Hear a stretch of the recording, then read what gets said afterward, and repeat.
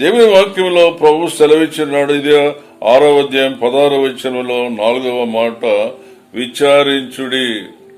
Enquire. Airport లో గాని, bus stand లో గాని, కార్పొరేట్ ఆసుపత్రుల్లో గాని ఎంక్వైరీ అనే మాట ఉంటది. అక్కడ పోయి మనం విచారించినప్పుడు మన అనుమానాలన్నీ తీరుతాయి. ప్రభునామానికి స్తోత్రం చెల్లిస్తున్నాం. కీర్తనల గ్రంథం 34వ అధ్యాయము 4వ వచనములో, నేను యెహోవా యొద్ద విచారణ చేయగా. ఈరోజు మనమందరం కూడా మనకు శాంతి సమాధానం లేనప్పుడు మనం ప్రభు దగ్గర వెళ్లి విచారణ చేయాల. ప్రభువే మనకు విచారణ కేంద్రమై ఉన్నాడు.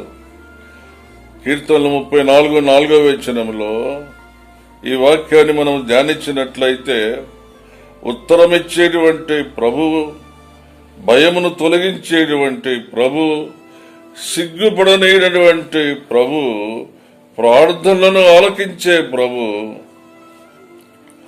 కావలి ఉండేటువంటి ప్రభు, ఎల్లప్పుడూ కాపాడేటువంటి ప్రభు.